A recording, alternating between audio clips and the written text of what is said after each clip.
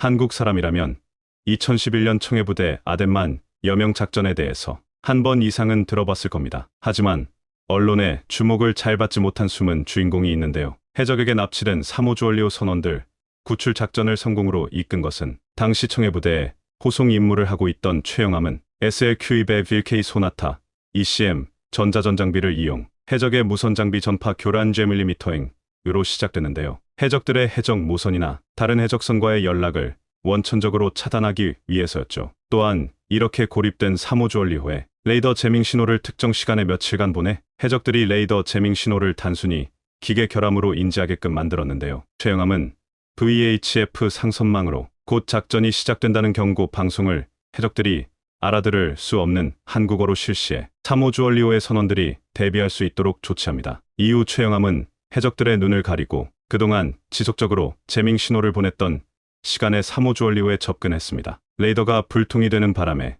해적들은 우리 해군 UDTSAR 대원들의 고속단정 3척의 접근을 놓치는데요. 그렇게 아무런 해적들의 저항 없이 우리 해군 UDTSAR 대원들은 무사히 3호 주얼리호에 오를 수 있었습니다. 여기서 아덴만 여명 작전에 전자전 지원이 없었더라면 우리는 그 결과를 장담할 수 없었을 것입니다. 대부분의 사람들은 전자전에 생소하실 겁니다. 여러분들은 스타크래프트라는 게임을 해보신 적이 있나요? 스타크래프트 게임에는 테란이라는 인간 종족이 나오는데요. 테란의 유닛 중 사이언스 베슬이라는 유닛이 나옵니다. 공격 유닛이라기보다는 지원적 성격이 큰 사이언스 베슬에는 EMP 충격파라는 기술이 있는데요. 이것은 유닛의 보호막이나 기술 사용에 필요한 에너지원을 제거하는 것입니다. EMP Electromagnetic Pulse는 현대전에서 가장 중요하다고 여겨지는 전자전의 대표적인 기술입니다. EMP는 전자전 공격에 속하는데요. EMP를 사용하면 적의 레이더나 전자기기가 먹통이 되게 하는 것입니다. 현대 무기의 대부분은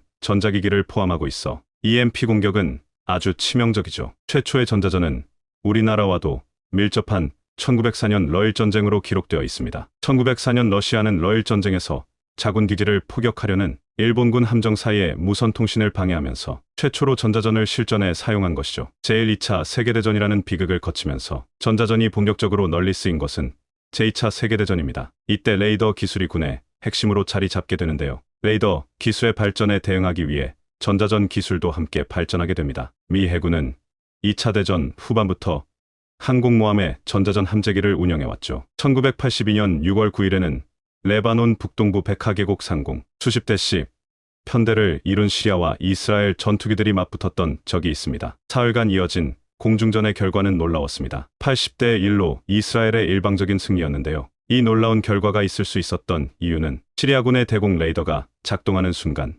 이스라엘군은 전자전 장비로 시리아군의 레이더 주파수와 위치를 알아챘죠. 곧바로 근처의 자주포대에 포격을 지시하는 한편 홍해상에서 대기하던 공군 전투기 편대를 보냈습니다. 이스라엘 공군 1차 공격의 F-4E, F-16AB, F-15AB 전투기와 자국산 크피르 전투기는 시리아군의 레이더를 향해 AGM-45 슈라이크 및 AGM-78 대레이더 미사일부터 쏘았습니다. 레이더 발신 신호를 쫓아가는 이들 미사일은 정확하게 목표를 때렸는데요. 이것 때문에 시리아 공군은 레이더를 사용할 수 없게 됐고 이로 인해 눈먼 상태로 전투에 임하게 된 것이 시리아 전투기 86대 이스라엘 전투기 1로 이스라엘의 일방적인 승리를 이끌었습니다. 이처럼 현대전에는 전자전 항공기의 역할도 커지고 있는데요. 한미연합군이 2015년에 발표한 작계 5015를 보면 한국군은 1차로 탄도미사일과 순항미사일을 사용해 북한에 대한 선제 타격을 수행할 예정입니다. 이때 한국 공군도 비상출격해 안전한 상공에서 KPD-350 타우러스 순항미사일과 스파이스 2000 사거리 80km를 활용해 북한의 핵심 표적을 타격할 계획인데요. 이렇게 긴급 표적을 최대한 제거한 이후 한국 공군은 전투기 공격 편대군을 이끌고 곧바로 북한 영토에 침투할 계획입니다. 문제는 북한도 작계 5015에 대응해 과거 평양과 원산을 잇는 평원선 고속도로에 주로 배치되었던 이동식 탄도탄 발사대를 내륙 깊숙한 장소로 이동 배치함은 물론 적극적으로 분산 배치를 시작하였다는 점입니다. 북한의 이동식 발사대가 깊숙한 내륙으로 분산 배치됨에 따라 당연히 탐지가 어려워짐은 물론 설사 탐지하더라도 북한 내륙 깊숙이까지 침투해야 하므로 그만큼 한국 공군 전투기가 피격될 위험성도 높아졌습니다. 이런 문제에 대응해 우리 공군은 또다시 전자전기를 원하게 되었으며 전자전 장비는 단순히 북한 레이더망과 지대공 미사일 재밍은 물론 북한 사령부와 이동식 발사대와 사이의 통신까지 차단할 수 있습니다. 사실 한미연합군은 작게 5015를 공동으로 작성하면서 그 안에 미국의 EC-130H 컴패스 콜 원격 지원 전자전 장비의 배치와 활용 방안도 제시해 놓은 상태였습니다. 보잉 EA-18G, 그라울러, F-16CJ와 함께 미국의 전자전 장비 3총사라고 불리며 미국 공군의 SEAD 임무를 맡습니다. F-16CJ가 150km까지 접근해서 AGM-88 함하임 데레이다 미사일을 발사합니다. 1991년 1월 1일 새벽 3시 미 공군 EF-111A와 미 해군 EA-6B의 조종사들이 ALQ-99 콘솔의 전원 스위치를 올렸습니다. 항공기에서 잡음 재밍 신호와 기만 재밍 신호가 이라크 방공망을 향해 방사되기 시작했습니다. 동시에 콤파스콜 항공기에서는 이러한 방해 전파로 인해 다국적군의 공격기와 크루즈 미사일이 이라크군에게 탐지되지 않고 작전이 시작되었죠. 전자전으로 시작되는 이른바 사막의 폭풍 작전으로 불리는 걸포전의 서막입니다. 이라크 방공망은 동작 가능한 장비를 찾기 어려울 정도로 파괴되었습니다. 우리의 주적인 북한의 레이더망과 지대공 미사일 재밍은 물론 북한 사령부와 이동식 발사대와 사이의 통신까지 차단하기 위해 전자전기는 필수가 되었습니다. 북한은 1990년 걸프전을 바탕으로 평양과 원산을 잇는 고속도로에 도청과 방해가 불가능한 광섬유 통신망과 이동식 발사대, 은폐용 벙커를 설치하였는데요. 하지만 한미연합군의 탐지수단의 발전으로 평양원산 간 고속도로의 사용이 어려워지자 전국 방방곡곡으로 이동식 발사대와 고정식 발사대를 분산하게 되죠. 이렇게 발사대가 분산될 경우 유선 통신망을 제대로 사용할 수 없게 되므로 별 수 없이 무선 통신망에 의존할 수밖에 없습니다. 한미연합군이 무선 통선망을 전자방해로 차단해버리면 그야말로 발사 자체를 못하게 방해할 수 있습니다. 즉, 탄도미사일과 같이 정치적으로 민감한 무기는 반드시 최고 통치자의 발사 결정과 함께 사용 암호가 전달되어야만 발사할 수 있는데 그 무선 통신망이 차단되는 것입니다. 이러한 이유로 우리도 전자전기 확보가 시급한 실정입니다. 우리나라도 군사 강국인 만큼 전자전에 크게 신경 쓰고 있는데요. 이렇게 작전에 지대한 영향을 끼치는 전자전 장비를 우리나라는 꾸준히 국산화하는 추세입니다. 대표적인 것이 SLQ-200 소나타입니다. 아덴만 여명 작전에서 사용한 소나타 통합형 전차전 체계는 1980년대 후반부터 1990년대 중반까지 국방과학연구소 ADD 주관으로 개발한 전자전 체계로 DDHI 광개토대왕급 함정에 탑재된 아르고어그 전자전 시스템을 기반으로 하였는데요. 미국으로부터 도입한 기어링급 구축함인 DD-922 강원함에 탑재하여 시험 평가를 거쳐 정식으로 생산에 들어가며 이후 고준봉급 전차 상륙함 세척에 처음으로 탑재되었습니다. 소나타 SONATA 통합형 전차전 체계는 적의 미사일이나 레이더의 전파 및 신호 특성 및 위협도 레이더 전파를 수신 분석하여 정보 탐지 기능과 동시에 방해 전파를 발생시켜 자함으로 공격해오는 미사일이나 레이더 전파로부터 보호하는데요. 현재 SLQ-201K부터 SLQ-204K까지 개발되어 DDH 충무공 이순신급 구축함에서도 운용되고 있습니다. 이번 우리 공군의 전자전기 도입 사업을 일전에 함정용 전자전 장비 개발 경험 등으로 해외 수입이 아니라 연구개발이라는 결론에 이른 것으로 보입니다. 다만 임무 장비는 국내에서 개발하는 것으로 결론이 났지만 아직 결정되지 않았습니다. 비즈니스 제트기, 단일 통로기급 상용기 등이 거론되고 있으며 향후 모든 가능성을 열어놓고 세부적인 검토가 이뤄질 것으로 보이는데요. 그러나 전문가들 사이에서는 이들 가운데 비즈니스 제트기와 수송기를 놓고 의견이 엇갈릴 것으로 전망하고 있습니다. 업계 소식통에 따르면 공군은 속도가 빠르고 높은 고도에서 운용할 수 있는 비즈니스 제트기를 선호하는 반면 국과연은 C-130처럼 넓은 공간을 갖추고 장비 통합과 확장이 수월한 수송기를 선호하고 있는 것으로 알려졌는데요. 이와 관련해 전자전기와 같은 특수임무기 플랫폼은 오늘날 다양한 기종들이 사용됩니다. 단일 통로기급 상용기를 비롯해 터보프롭 수송기, 비즈니스 제트기, 심지어 헬기 등도 특수임무용 플랫폼으로 운용되고 있죠. 대신 최근에는 상용기 또는 비즈니스 제트기를 플랫폼으로 채택하는 사례도 늘어나고 있는 추세입니다. 한편 국과연이 전자전 장비를 개발하고 플랫폼이 선정되면 이를 통합할 국내 체계 통합업체 선정도 이어질 전망으로 현재 한국항공 KAI과 대한항공 간 경쟁이 전망되는데요. 차세대 한국형 전투기 KF-X처럼 전자전기도 상당 부분 국산으로 만들어졌으면 하는 바람입니다. 국경을 접한 이웃 국가들끼리는 마찰이 발생하는 곳이 상당합니다. 특히 양국의 생존 문제가 충돌할 때는 전쟁도 불사할 정도입니다. 중동의 각국 지도자들은 오래전부터 다음 전쟁은 물을 둘러싸고 벌어질 것이라 경고를 했고, 미국 투자은행 골드만삭스 역시 다음 세계의 석유는 물이라며 품및 에너지보다 물 부족으로 고통받을 것이라 전망하기도 했습니다. 그런데 여기에서 한국의 핵심 기술이 중동 및 아프리카에서의 전쟁 흐름까지 막고 있어 큰 주목을 받고 있습니다. 외신이 연일 한국 관련 기사를 쏟아내는 이유 살펴보겠습니다. 미국 항공우주국 NASA 얼마 전 세계 지하수가 말라붙고 있다는 발표를 해 충격을 줬습니다. 지난 10년간 위성 관측 자료를 분석해 지구상 37개 대수층 중 21곳이 지속 가능한 임계점을 넘었다는 설명인데, 물이 보충되는 양보다 빠져나가는 양이 많다는 것입니다. 유엔에 따르면 국제 공유하천은 245개로 아프리카 70곳, 유럽 55곳, 아시아 40곳, 그리고 중동 6곳 등이 있습니다. 물 사정이 악화되면 언제라도 전쟁이 일어날 수 있는 지뢰밭들입니다. 물 수요가 지속 상승하고 있다는 것도 문제입니다. OECD는 2050년이 되면 전 세계 물 수요가 2000년 대비 55% 증가할 것이라 전망하고 있습니다. 1950년도에 전 세계 인구는 25억 명밖에 되지 않았지만 현재는 80억 명이 넘어섰고 2050년이면 93억 명이 예상되고 있습니다. 인구 증가를 감당하기 위해서는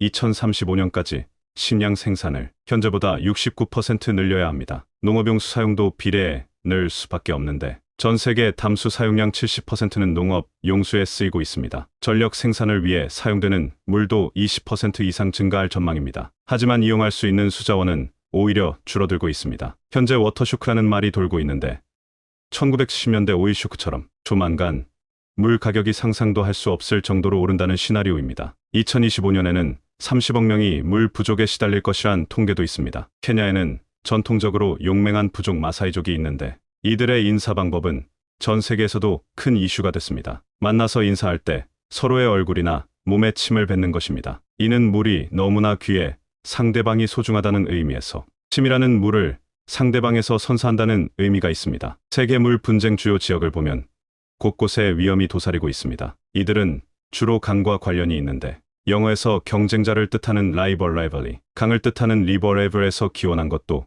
이 때문입니다. 인도, 네팔, 중국, 방글라데시는 겐지스강, 미얀마, 캄보디아, 중국, 라오스, 태국, 베트남은 메콩강 개발 문제를 두고 분쟁 중입니다. 국제적인 비난 여론에도 중국이 티베트를 해방시키지 않고 소나기에 넣기로 결정한 이유 가운데 하나가 물이었습니다. 티베트는 히말라야 빙원에서 내려오는 깨끗한 물이 풍부한 곳입니다. 중국은 이곳에서 발생하는 연 150억 톤의 물을 신장자치구 사막 지역으로 끌어오는 프로젝트를 추진 중입니다. 이는 황하 수량의 4분의 1에 해당하는 양입니다. 200마일에 달하는 운하 건설이 현실화되면 인도를 비롯해 파키스탄 등 여러 나라가 물 부족에 직면할 수 있습니다. 중동 및 북아프리카 또한 강을 두고 대립하는 나라가 적지 않습니다. 튀르키예 대 이라크, 이스라엘 대 팔레스타인, 시리아, 이란 대 이라크 등이 대표적입니다. 튀르키예는 20세기 초부터 수자원 개발 사업을 진행해 티그리스와 유프라테스 두 강의 댐 22개와 수력발전소 19개를 지었습니다. 이라크는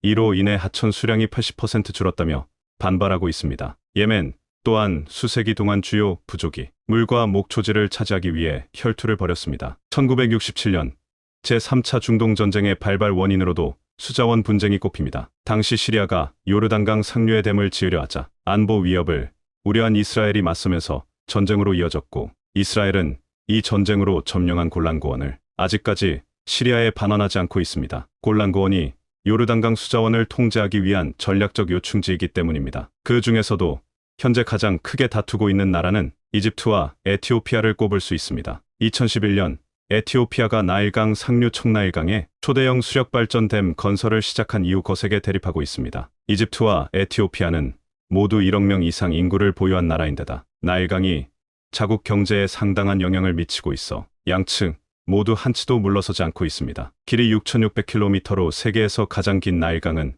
이집트에는 생명줄입니다. 수자원 98%를 나일강에서 얻고 인구 90%가 이 강에 의존해 살고 있습니다. 이집트 나일강변 군데군데는 초록색 옥수수밭이 만들어져 있는데 빈민들이 소규모로 일군 불법 경작지입니다. 주민들은 밭이 있던 자리는 원래 강이 흐르던 곳이라며 에티오피아가 댐에 몰래 물을 채우는 바람에 이집트의 물이 마르고 있다 날선 반응을 보이기도 했습니다. 에티오피아가 건설 중인 르네상스댐은 총 42억 달러를 투자했으며 높이 155m, 길이 1.8km에 달하는 아프리카 최대이자 세계 7위 규모의 댐입니다. 저수량은 740억 톤으로 소양강댐의 25배에 달합니다. 이를 통해 6,000메가와트 이상의 발전 용량을 확보하겠다는 계획입니다. 에티오피아는 댐 건설로 국민 1억 2천만 명 중 65%가 시달리는 전력 부족을 해소하고 경제 성장의 발판을 만들고자 하고 있습니다. 주요국의 수자원 취약성 순위에서 에티오피아가 1위였고 중국 17위, 한국 88위, 일본 107위 등으로 조사된 바 있는데 어찌 보면 에티오피아의 댐 건설은 사활 문제입니다. 하지만 강 하류의 수량 감소는 불가피해졌습니다. 2013년 당시 무함마드 무르시 이집트 대통령은 나일 강물이 한 방울이라도 줄어든다면 우리는 피를 흘릴 준비가 돼 있다 라고 공언하기도 했습니다. 이들은 2015년 원칙 선언만 체결했을 뿐 담수량 등을 둘러싼 이견으로 2021년 협상이 중단돼 있습니다. 올해 9월 에티오피아는 4차례에 걸쳐 댐에 물을 채워 넣었습니다. 이르면 내년 말 완공 예정이지만 담수 작업이 단계적으로 진행되면서 작년 2월부터 일부 전력 생산을 시작하고 있습니다. 이집트 카이로대 교수는 이로 인해 연간 100억 톤의 수자원 손실이 예상된다며 토양 염분화가 심해져 농업 종사자 500만 명이 일자리를 잃고 환경오염이 가속화될 것이라 우려하고 있습니다. 나일강 홍수는 하류에 비옥한 농토를 만들어 매년 풍년을 가져왔습니다. 그러나 농부들은 홍수가 날 때마다 자기 땅을 알 수 없었습니다. 이에 이집트 수학자들이 밧줄을 이용해 땅을 여러 개의 삼각형으로 나누어 개인별 농토를 계산했죠. 이런 과학적 고대 문명이 피라미드, 스핑크스를 건설한 기술력의 바탕이 됐습니다. 나일강을 이용해 인류 문명의 발상지가 됐다는 자부심을 가지고 있는데 지금은 강의 통제권을 상실할지 모른다는 불안감이 상당합니다. 여기에는 같은 이슈를 겪고 있는 수단도 동조하고 있습니다. 반면 에티오피아는 댐이 완공되더라도 이집트에 흘러가는 수량은 변함이 없을 것이라 주장하고 있습니다. 2년 넘게 교착 상태에 빠졌던 3국 간 협상은 10월부터 재개된 상태입니다. 이들 나라는 전쟁도 불사하겠다는 자세지만 이집트는 한국 기술을 바탕으로 어느 정도 대비를 해놨고 이는 대화로 이어질 수 있는 마음적 여유를 주고 있습니다. LG화학은 물 분쟁이 한창이던 2017년 이집트로부터 최대 규모 해수담수화 프로젝트를 수주한 바 있습니다. 30만 톤 규모 해수담수화 공장의 RO필터 단독 공급업체로 선정된 것입니다. RO필터는 농도 차이가 있는 용액에 높은 압력을 가해 물 분자만 통과시켜 정화하는 수처리 소재입니다. 이 프로젝트는 하루 약 100만 명에게 담수를 공급할 수 있습니다. 홍해 지역은 전 세계에서 염분의 농도와 수온이 가장 높은 극한의 조건 때문에 최고의 성능을 확보한 제품이 요구됩니다. 그런데 LG화학 필터는 99.89%의 세계 최고 수준의 염분 제거율과 우수한 에너지 절감 기술에서 높은 점수를 받고 있습니다. 방막 TFN 나노 복합체 기술로 나노 입자를 막 표면에 입혀 염분 제거율은 유지하면서도 타사 제품보다 유량이 20% 이상 많아 에너지를 절감할 수 있습니다. 도레이 등 경쟁사의 염분 제거율은 99.8% 정도였는데 0.09% 차이로도 고객사들은 LG화학 제품을 선호하고 있습니다. 이집트, 스페인령 카나리아 제도 등에서는 전체 물 수요량의 50% 이상을 LG화학 역삼투막에 의존하고 있을 정도입니다. 이집트는 오는 2025년까지 하루 280만 톤 규모 해수 담수화 프로젝트를 발주할 계획으로 한국을 최고의 물 산업 협력 파트너로 여기고 있습니다. GS건설 자회사이자 세계적인 수처리 기업 GS인만은 최근 이집트 해수 담수화 플랜트 1차 관문을 통과하기도 했습니다. 해수 담수화 시장은 물을 증발시켜 담수를 만드는 열기반 기술에서 역삼투화로 현상을 이용한 분리막 기술로 급격하게 재편되고 있습니다. 농도가 진한 용액에 높은 압력을 가해주면 삼투압의 반대 현상이 일어나고 이것이 역삼투의 원리입니다. 바닷물을 끓여 증발시켜 담수를 생산하는 증발법은 많은 에너지를 사용하고 대기 오염물질도 다량 배출하는 단점이 있는데 반면 역삼투압 방식은 생산 비용이 낮고 환경오염이 훨씬 적습니다. 역삼투 분리막 분야까지 자국 기술로 소화할 수 있는 나라는 전 세계에서 미국, 일본, 한국 등 소수에 불과합니다. LG화학은 올해 5월 이스라엘에서도 대규모 공급 계약을 따냈습니다. 이스라엘 아쉬도드 담수화 프로젝트에 3만여 개의 역삼투막 단독 공급업체로 선정된 것입니다. 이는 연간 1억 톤의 해수를 담수화해 110만 명이 이용할 수 있는 양입니다. 2024년이면 이스라엘에서 정수하는 지중해 물은 기존 담수화 플랜트 정수량을 합쳐 연간 총 3억 톤에 달합니다. 이는 이스라엘 전체에 쓰이는 담수의 3분의 1을 LG화학이 책임지는 것입니다. 이스라엘은 기존의 물로 인해 주변국과 마찰이 커진 바 있지만 한국 기술로 물을 확보할 경우 전쟁 발발 이유가 크게 줄어들 수 있습니다. 2014년부터 현재까지 LG화학이 수주한 해수 담수화 프로젝트를 통해 생산할 수 있는 담수의 양은 45억 리터에 이릅니다. 한 사람의 하루 물 소비량을 300리터로 가정했을 때 1,500만 명이 사용할 수 있는 규모입니다. LG화학은 올 8월 사업 확장을 발표했습니다. 청주 기존 공장 부지에 역삼 투막 연산 40만 개 규모를 중설하기로 한 것입니다. 이는 연간 15억 7천만 톤의 물을 담수화할 수 있는 양입니다. 수처리 필터 시장은 2024년이면 6조 4천억 원 규모가 될 전망인데 수년 주기로 교체 수요가 발생하는 담수화 시설 특성상 수요가 지속 확대될 것으로 기대하고 있습니다. 중동 국가들은 2000년대 초반 지어진 증발식 해수 담수화 플랜트에 내구 연한약 20년이 지나자 RO 필터 방식으로 전환하고 있습니다. 최근 3년간 LG화학이 RO 필터를 단독 공급하기로 한 12개 해수 담수화 프로젝트 또한 중동 지역에 몰려 있습니다. 사우디, UAE, 이집트, 오만 등인데 수주 금액은 8,400만 달러에 이릅니다. 사우디가 전체의 41%를 차지했고 UAE, 카타르, 이집트 등이 주요 발주 국가입니다. 중동의 중심부인 아라비아 반도는 연 강수량이 100mm 이하 정도로 많은 국가들이 수자원 확보에 어려움을 겪어왔습니다. 사우디 국토 대부분은 사막지대로 뒤덮여 있어 농산물의 80%를 외국으로부터 수입하고 있는 실정입니다. 사우디가 손을 잡은 나라도 바로 한국입니다. 두산중공업은 2021년 사우디와 RO 방식의 해수 담수화 플랜트를 수주했습니다. 사우디는 2000년대 초반까지 물이 부족해 제한 급수를 할 정도였지만 한국에서 증발식 해수 담수화 시설을 들여 물 사정이 나아졌고 새로운 기술 적용에서도 한국 선택을 주저하지 않고 있습니다. 현재 해수 담수화 플랜트에서 증발법과 역삼투법은 각각 50%와 45% 비중을 차지하고 있는 상태입니다. 두산중공업은 그간 증발법에서 강자였습니다. 세계 해수담수화 시장에서 점유율 40%로 1위를 했을 정도입니다. 이런 두산중공업도 시대 흐름에 맞게 RO 필터 방식으로 전환하고 있습니다. 이달 11일 사우디 환경수자원 농업부는 한국을 찾아 물 분야 교류 협력 강화를 요청해 왔는데 이는 한국의 기술에 감탄해 수처리 분야를 완전히 맡기려 하는 분위기로 감지되고 있습니다. 한국은 해수 담수화 기술을 지속 개발해 물로 인한 분쟁을 막는데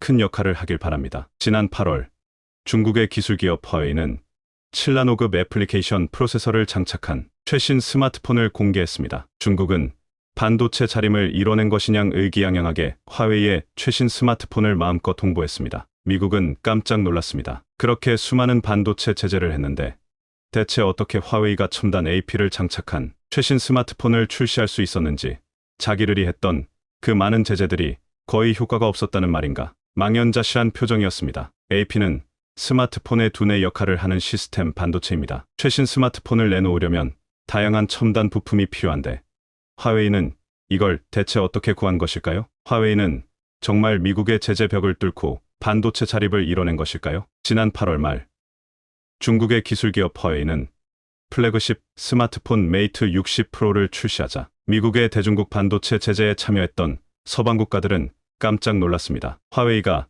첨단 반도체 침이 들어간 최신 스마트폰을 출시한 게 사실이라면 사실상 미국과 서방 국가들이 함심해서 대응했던 각종 기술 제재는 유명무시했다는 것을 입증하는 것이기 때문입니다. 각종 매체들이 화웨이가 내놓은 최신 스마트폰의 네덜란드 반도체 장비 업체 ASML에서 만든 심자외선 DUV 장비를 활용해 SMIC 생산한 반도체를 탑재했다고 보도하자 불쾌한 듯 미국 상무부 장관은 이렇게 말했습니다. 매우 우려스럽다. 미국을 보호하기 위해 앞으로 우리는 가장 강력한 조치를 취할 것이다. 왜 이렇게 미국이 불쾌해하고 이것이 뉴스가 되었는가 하면 그간 화웨이는 미국의 통제로 오지 침을 구매할 수 없게 된 뒤 3년 가까이 오지 스마트폰을 시장에 내놓지 못했는데 갑자기 첨단 반도체 칩이 들어간 폰을 출시했다고 발표했기 때문입니다. 미국의 제재는 강력했습니다. 화웨이가 신제품을 출시한 건 2020년 10월 발표한 메이트 40 시리즈에 대만 TSMC가 만든 5나노 공정 프로세서 기린 9000을 사용한 것이 마지막 오지 스마트폰이었습니다. 그런데 최신 스마트폰 메이트 60 프로에 자체 개발한 7나노 오지 칩셋을 적용했다니 미국과 서방국들이 놀랐던 것인데요. 7나노 공정 이하의 반도체 칩은 중국한테는 반입이 금지된 극자외선 UV 장비 없이는 생산하기 어렵다는 게 업계의 정설이었기 때문입니다. 충격을 받은 미국은 이후 네덜란드 정부와 협력해 더욱더 네덜란드 ASML의 첨단 장비가 중국으로 흘러 들어가지 못하도록 고삐를 죄었고, 엔비디아의 첨단 AI 반도체가 킹여 중국으로 들어갈까 강력히 규제했습니다. 그런데 새로운 사실이 밝혀졌습니다. 화웨이가 첨단 반도체를 탑재했다는 그 메이트 60 프로를 자세히 뜯어보니 중국이 자체 생산했다는 나노 반도체는 예상대로 7나노스럽지 않은, 아니 그보다 한참 부족한 성능이 드러난 것입니다. 사실상 가짜 반도체라고 볼 수 있습니다. 얼마 전 미국 IT 전문지 톰스 하드웨어는 12월 18일 화웨이의 최신 스마트폰 메이트 60 프로에 들어간 기린 9000S AP와 미국의 제재 이전에 대만 TSMC에 맡겨 생산했던 AP 기린 9000의 성능 검사 결과를 공개했습니다. 검사 결과 화웨이의 스마트폰에 탑재된 AP의 성능은 미국의 제재 이전, 그러니까 2020년 화웨이가 대만 TSMC에 위탁해 제조했던 5나노급 AP보다도 성능이나 전력 효율이 크게 떨어지는 것으로 드러났습니다. 한마디로 3년 전 제품보다 못하다는 것이었습니다. 일반적인 정보 처리 능력은 메이트 60 프로에 들어간 AP가 제재 이전에 탑재한 것과 비슷하거나 일부 나은 것으로 나왔습니다. 반면 그래픽 처리 능력은 검사 프로그램에 따라 20%부터 33%가량 뒤처진다는 평가가 나왔습니다. 전력 효율도 10%가량 떨어졌습니다. 눈에 띄는 비교는 화웨이의 메이트 60 프로에 들어간 AP와 삼성 갤럭시 S21에 들어간 AP인 월검 스냅드래곤 888을 비교했더니 3년 전 나왔고 삼성 갤럭시에 탑재된 스냅드래곤 888이 최신 폰이라고 자랑하는 화웨이의 메이트 60 프로에 들어간 AP보다 성능이 좋았다는 사실입니다. 따라서 화웨이가 최신 폰이라고 내세운 스마트폰은 중국 내에서는 애국심에 호소해 팔 수 있겠지만 해외에서는 더는 삼성전자나 애플의 경쟁 상대가 아니라는 얘기였습니다. 더 큰 문제는 화웨이 폰에 탑재된 AP는 중국 반도체 위탁 생산업체인 SMIC가 7나노 공정으로 제조했는데요. 7나노급 이상 첨단 반도체를 만들려면 네덜란드 ASML사가 공급하는 극자외선 UV 노광 장비가 필요한데 중국은 미국의 제재로 이 장비를 살 수 없다 보니 이전 단계 설비인 심자외선 DUV 노광 장비로 7나노 칩을 만드는 공정을 채택했습니다. SMIC가 스카우트한 대만 TSMC 출신 기술자들이 이 기술 개발을 주도했다는 것도 밝히셨는데요. 하지만 수준이 떨어지는 심자외선 DUV로 7나노 반도체를 만들려면 공정이 아주 복잡하다는 단점이 있습니다. 파이낸셜 타임스 FT는 극자외선 UV로 7나노 반도체를 제조할 때는 공정이 7단계인데 이전 단계 설비인 심자외선 DUV를 이용하면 34단계 공정이 필요하다고 보도한 바 있습니다. 하지만 여기서 끝이 아닙니다. 더 큰 문제는 불량률이 높다는 점입니다. 시험 생산 단계에서 화웨이 메이트 60 프로의 기린 9000S의 수율은 30% 수준이었습니다. 쉽게 말해 100개를 만들면 30개 정도만 정상 제품이라는 뜻입니다. 이런 수준인데도 중국 반도체 업체들은 우물 안 개구리처럼 서로 헐뜯기에 바쁩니다. 최근 화웨이와 샤오미는 폴더블 힌지 기술을 놓고 서로 상대방이 자기 것을 뺏겠다며 특허권 공방을 벌이느라 여념이 없습니다. 중국은 막대한 세금으로 화웨이와 샤오미 등을 지원하면서 반도체 약진 운동을 펼쳤지만 이런 방식으로는 도저히 한국과 대만을 따라잡을 수 없습니다. 고육지책으로 중국은 2020년 미국의 반도체 제재가 시작되자 DUV 장비 신제품과 중고제품, 각종 부품, 원재료 등을 최대한 사모았고 이렇게 모은 장비와 원재료로 7나노급 반도체를 만들어냈는데요. 하지만 전문가들은 이렇게 전망합니다. 고장이 나도 고칠 부품이 부족하고 AS도 불가능해질 것이다. 더구나 그동안 사모은 부품과 원재료도 2터부터 3년이면 재고가 바닥날 것이다. 즉, 미국의 대중국 반도체 제재가 효과가 없었던 게 아니었습니다. 이 같은 검증 결과에 가장 안심한 곳은 미국이었습니다. 미 상무부는 하원 청문회에서 화웨이의 칩은 성능과 수율 측면에서 시장 기준에 못 미치는 제품이다. 수년 전 자사 제품에 장착한 칩보다 성능이 떨어진다고 평가절하했습니다. 결국 미국이 제재를 풀지 않는 한 중국의 반도체 자립은 사실상 불가능한 도전이 될 것으로 보입니다. 반면 한국은 반도체 분야에서 최근 엄청난 성과를 거두었습니다. 특히 올해 국내 AI 반도체 스타트업들은 글로벌 시장에 뜨거운 관심을 받았습니다. 리벨리온 사피온 퓨리오사이, 디벡스 모빌린트 등 국내 AI 반도체 스타트업들은 벤치마크 테스트 등을 통해 뛰어난 성능을 입증해왔고 GPU에 대항할 수단으로 NPU, 즉 신경망 처리 장치 개발에 주력하고 있습니다. NPU는 컴퓨터가 데이터를 학습하고 자동으로 결과를 개선하는 머신러닝에 특화된 칩인데요. GPU와 같은 범용성은 갖추지 못했지만 데이터 연산 효율성이 높다는 장점이 있습니다. 한편 미국은 한국과 손을 잡고 화웨이를 비롯해 중국의 기술 기업들에 대한 새로운 수출 통제를 시작하려 하고 있습니다. 12일 워싱턴 DC에서 열린 한미 경제안보 컨퍼런스 기조연설에서 앨런 에스테베스 상무부 산업안보 차관은 기존의 수출 통제 체제가 기술이 발전하는 속도를 따라가지 못하고 있기 때문에 새로운 체제를 만들어야 한다. 미국과 동맹국들은 적들로부터 어떻게 기술을 보호하고 어떻게 수출 통제를 구축할지에 대해 논의 중이다. 기술이 적국으로 넘어가지 않도록 하기 위해 전보다 더 수출 통제를 강화하겠다는 이야기입니다. 이 말은 곧 화웨이 등 중국 기업들이 새로운 기술을 따라오지 못하도록 더욱더 엔비디아, 반도체 등 핵심 부품에 대한 수출 통제를 강화하겠다는 뜻으로 읽히고 있습니다. 그런데 이때 한 기자가 한국도 새로운 수출 통제에 대한 논의를 하는 동맹에 포함되느냐? 는 민감한 질문을 던졌습니다. 그러자 미 상무부 에스테베스 차관은 이렇게 말했습니다. 우리가 한국의 참여 없이 할 수 있을 것이라고 생각하지 않는다. 사실상 반도체 분야에서 한국 없이는 중국을 제재하는 것이 불가능하다는 것을 공개적으로 밝힌 것입니다. 단기적으로 중국의 수출 규제를 하는 것은 핵심 광물 자원을 무기화하고 있는 중국을 자극해 한국의 산업 전반에 영향을 줘 한국 기업들의 고민이 클 수밖에 없겠지만 장기적으로 봤을 때는 중국 첨단 산업의 발전을 늦춘다는 점에서 의미가 있어 보입니다. 최근 한국에서는 한국말을 잘하는 외국인 인력에 대한 고용을 늘리고 있다고 합니다. 그런데 이것이 기존에 한국에서 불법으로 일해오던 국가들을 크게 좌절시키고 있다는 국면이 나온다는데요. 이들은 때를 지어다니고 한국의 불법스러운 물건을 유통시키는 등 여러 가지 문제를 일으키기도 하고 일터에서 제대로 일하지도 않으며 한국어도 학습하지 않는 등 떼지어 다니는 문제가 있다는데요. 이는 상대적으로 한국 내 문제와도 연관되어 있고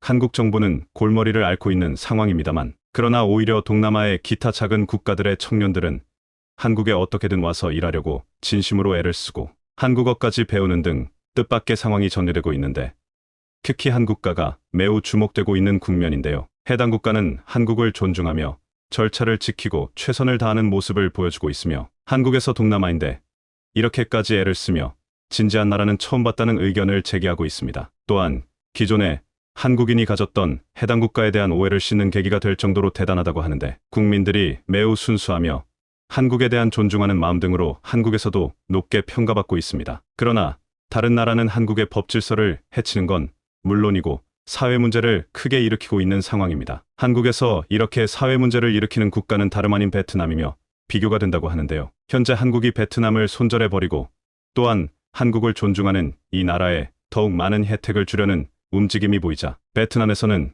그제서야 한국을 붙잡는 모양새가 펼쳐진다는 사연도 전해지고 있는 모습입니다. 우선 현재 한국 내의 베트남 불법 체류자 문제가 날이 갈수록 심각한 국면을 보이고 있는데요. 동남아 지역에서 베트남은 한국에서 가장 많은 불법 체류자를 차지하고 있는 국가 중 하나입니다. 그나마 불행 중 다행인 것은 코로나로 인해서 베트남의 여행객들이나 기타 유학생이 대거 막혀버린 것이죠. 국가 간의 이동이 근 2년간 상당히 제한을 받았기 때문에 그나마 불법 체류자가 줄어들게 되었지만 문제는 베트남이 이전부터 상당히 절차를 지키지 않고 한국에 수많은 이들을 보내왔다는 점입니다. 2018년 말 당시에 베트남에서 한국으로 갈 수 있는 5년짜리 비자가 발급되면서 논란이 되기도 했습니다. 당시 베트남 정부는 자신들의 부유층 도시에 있는 거주민들만 한국에 5년 비자가 나온다고 했으며 이들은 평균 생활비가 월 100만 원 이상일 정도로 베트남 월 평균 20만 원보다 훨씬 잘 사는 사람들이라 한국에 가더라도 전혀 불법 체류 문제를 발생시키지 않고 한국은 안전하다며 호언장담하기도 했습니다. 따라서 베트남 정부의 설득에 따라 한국은 하노이와 호치민화 같은 곳에도 도시 체류자를 받아들였는데 문제는 이들의 인구는 각각 1000만 명 이상인 도시였고 구성원 모두 생활 수준이 높은 게 아니라는 점이었습니다. 하지만 정부 차원에서 양국이 협의를 한 데다가 이것이 그렇게 큰 문제를 불러올지는 몰랐던 것이죠. 수많은 베트남 사람들은 이 소식이 나가자마자 베트남 한국 대사관에 인산인해를 이루며 몰려들었고 너도 나도 한국 비자를 받아간다는 생각으로 5년짜리 복수 비자를 받는 상황이 펼쳐졌습니다. 하지만 결국 왜 이렇게 베트남인들이 이 5년짜리 관광 비자에 열광했는지는 너무 뻔한 상황이었는데요. 2018년 말부터 시작된 이 비자 정책으로 인해서 한국의 베트남 불법 체류자가 기하급수적으로 늘었으며 베트남 정부가 한국에 얘기한 것은 아무 근거 없는 허무맹랑한 소리였다는 것이 밝혀진 것이었습니다. 결국 이들은 여행 비자를 받아 한국에서 아예 잠적할 목적으로 비자를 받는 상황이 나온 것입니다. 게다가 이미 태국이나 베트남과 같은 불법 체류자의 절대 다수를 차지하는 국가들의 특징이 있는데 바로 한국 내에서 불법 체류자 네트워크가 형성되어 잠적도 쉽고 도망치기도 쉽게 만들어졌으며 불법 체류자들을 수용하고 있는 일부 한국인들도 오히려 이런 네트워크를 적극 활용하는 걸로 보입니다. 베트남 불법 체류 브로커가 발달했고 그 가운데 업장 사이에 모종의 거래가 있다는 것입니다. 2018년 말에 시작된 복수비자로 인해서 베트남 불법 체류는 5만 명을 넘어서는 모습을 보였는데 대부분은 여행객으로 온 사람들과 유학생들 및 최근 수년간 유행한 국제 결혼의 인원도 많았습니다. 이 역시 베트남이 한국에 대해 기본적으로 법질서를 하나도 지켜도 되지 않은 국가로 본 것이며 그들이 한국을 그저 월급 많은 나라로 몇 년 바짝이라고 돈 벌고 뜨려는 마음이었던 것입니다. 물론 정식적인 루트로 일을 한 다음에 돈을 버는 것은 누가 뭐라고 하겠냐만 대부분은 불법이 관여되었고 국제결혼으로 오는 인의 상당수는 이미 유부녀인 경우도 많았다는 것이 밝혀진 상황입니다. 한국에서 결혼한 다음 영주권을 얻어서 베트남 현지의 남편을 데리고 온다는 계산이었던 것입니다. 또한 한국에서 베트남 쌀국수 등 베트남 요리 등에 관한 폭발적인 수요가 늘어난 것도 그에 기여했는데 베트남에서는 한국의 요리사 비자인 이치를 발급된다며 공인 요리사 자격증 열풍이 불기도 했습니다. 물론 대부분의 요리사들은 그저 한국의 불법 체류로 일하는 목적의 사람들이었다는 것입니다. 결국 복수비자 등을 시행한 지 6개월도 안 되어 한국 당국은 비자 정책을 대폭 수정했는데요. 베트남 불법 체류자 급상승으로 인해서 한국 내 치안 불안 문제까지 대두되기 시작했고 기존의 중국과 태국 불법 체류자까지 관리 자체가 이제 매우 어려운 지형에 들어가 버린 것입니다. 또한 그들은 한국에서 상당한 자금을 본국으로 송금하는 행태가 지속된 모습을 연출했습니다. 게다가 대부분 불법 체류자 네트워크가 그렇듯이 접수한 방 한 개를 빌려놓고 사터부터 5명이 생활해 가면서 주변 동네 치안을 불안하게 하고 코로나 집단 감염 및 고성방가 등 큰 문제를 일으키는 사회 문제가 됐습니다. 실제 전북 완주군의 한 아파트에서는 아파트 단지 내에서 흉기 추격전이 벌어지기도 했는데 이는 베트남 브로커 AMI가 임금을 불법 체류자인 B, C 등에 제대로 지급하지 않은 문제가 얽혔고 이러한 다툼 등이 한국 땅에서 기하급수적으로 늘어나며 사회 문제가 되어버린 것이었습니다. 결국 한국 법무부는 비자 심사를 대폭 강화하고 복수비자를 축소하는 단계로 들어섰고 이칠 등의 요리사 비자의 직업비자 역시 검토는 물론 발급을 축소하는 단계에 들어간 것입니다. 공통점은 대부분이 한 달짜리 단기 비자로 입국 후 체류기간을 넘긴 불법 체류라는 점입니다. 한국에서 2터부터 3년 정도 고생하고 나면 베트남 시골에서는 저택을 짓고 평생 먹고 산다는 소문이 나자 너도 나도 한국행을 택했는데 이에 대해서 베트남 현지에서는 뜻밖의 대답을 들려왔는데요. 삼성을 비롯한 한국 브랜드가 베트남에서 최고 기업으로 인정받는 분위기가 되면서 그야말로 과거 한국이 미국을 생각하듯 코리안 드림이 베트남인 가운데 급속하게 퍼졌다는 것입니다. 또한 이미 한국에 다녀와서 베트남 지방에서 저택을 짓고 사는 사람들의 입소문도 영향이 컸습니다. 문제는 이 가운데 베트남인들은 한국에 대한 배려는 하나도 엿볼 수 없었다는 것입니다. 그것도 베트남 정부가 앞장서서 한국을 속였고 불법 체류자들이 2배 이상 증가하게 된 단초를 제공했으며 한국을 그저 한번 이용해 먹으려는 한탕주의가 전국민적으로 퍼졌다는 정황이 나타난 것입니다. 그러다가 앞서 논의했듯 불행 중 다행으로 코로나로 국경이 닫혔고 이런 분위기는 그나마 수그러들었으나 이제 다시 한번 국경이 열리면서 베트남에선 한국에 대한 방문 열기가 매우 뜨겁게 달아오르는 모습인데요. 동남아를 조사한 결과 유독 베트남에서 한국을 가장 여행 가고 싶은 나라로 꼽기도 했습니다. 물론 이에 관해서 한류 열풍과 더불어 박항서 호 등 최근 한국에 대한 우호적인 분위기를 꼽을 수 있지만 여전히 한국에 여행을 와서 잠적하고 한몫 잡자는 이야기가 젊은 이들 가운데 퍼져나가고 있으며 코로나 시대 이후에 한국에 방문할 생각으로 가득 차 결국 먹잇감이 된다는 말이 나오고 있습니다. 한국에서도 코로나 이후에 국경을 열고 외국 관광객을 어느 시점에는 받아들여야 한다는 예상은 하지만 추후 베트남 불법 체류자들 시즌이가 시작될 것에 잔뜩 긴장하면서 대안을 찾고 있는 상황인데요. 바로 이 상황에 한국의 동남아의 신생국가를 대신 받아들여야 한다는 주장이 나오고 있습니다. 그것은 다름 아닌 인도 옆의 섬나라 스리랑카인데 한국에서는 언뜻 잘 이해가 가지 않는데요. 왜냐하면 스리랑카는 인도와 비슷한 나라로 치부되며 역시 베트남과 별로 다르게 없다는 선입견이 강합니다. 그런데 의외로 스리랑카는 한국의 외국인 노동자 파견법을 매우 잘 지키려는 국가 중 하나입니다. 한국 노동부가 주관하는 외국인 교육훈련 심사 중 15개국에서 스리랑카는 최고점을 받은 바 있는데요. 스리랑카에 있는 한국 교육훈련원에 따르면 이들은 한국에 오기 위해 특별한 훈련을 받습니다. 이 훈련원에 들어가려면 기본적으로 스리랑카 청년들은 한국어 시험의 통과부터 해야 합니다. 대부분의 베트남, 태국 불법 체류자들이 한국어가 전혀 안 된 상태로 한국의 절차를 무시하고 입국하는데 이들은 스리랑카에서부터 철저하게 언어와 한국 문화 등을 의어 시험을 보며 이를 통과해야 합니다. 그 다음에 한국 정부는 이들에게 정식적으로 산업연수생을 보장하는 허가증을 발급하고 스리랑카 정부는 이 표를 발급받은 이들만 정식으로 출국길에 오를 수 있게 조치합니다. 한국의 모든 과정을 존중하며 또한 그들은 스리랑카의 인재들을 한국에 보내려고 애를 씁니다. 이미 한국어 교육을 별도로 받다는 것이 스리랑카의 엘리트 계층만 가능한 것입니다. 실제 훈련원은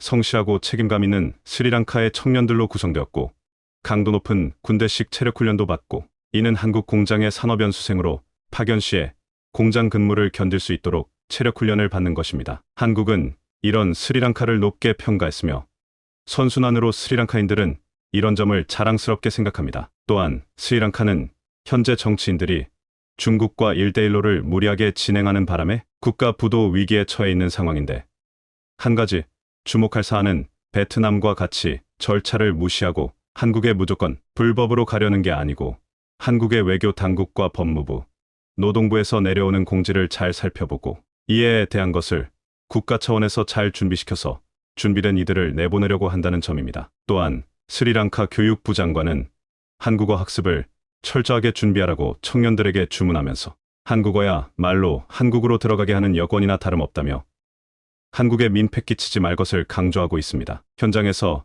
바로 투입되려면 언어가 돼야 한다며 기타 다른 국가와 차별을 두는 모습이었습니다. 스리랑카 해외 교육청장은 체계적이고 엄격하게 훈련된 우리 청년들을 한국으로 보내려고 합니다. 한국 사장님들이 이들을 잘 사랑으로 살펴주고 고용에 힘써주셨으면 좋겠다라고 메시지했습니다. 물론 스리랑카인들도 한국에 오려는 이유는 당연히 높은 급여 때문으로 알려져 있으며 한 명이 와서 한국에 일하면 대가족 모두가 먹고 살 수 있을 정도로 급여가 보장되는 걸로 보입니다. 그래서 누구나 한국행 욕심을 낼 수 있지만 국가 차원에서 최대한 방지해주고 있는 것입니다. 상황이 이러하자 한국에서는 베트남과 같이 한국을 이용하려는 국가 비자를 철폐하고 스리랑카처럼 한국에 최대한 성의를 보이는 국가를 우선시해야 한다는 의견이 나옵니다. 최소한 한국의 정책을 존중하고 자부심을 느끼는 인재들이 파견되어야 문제가 훨씬 덜하다는 것입니다.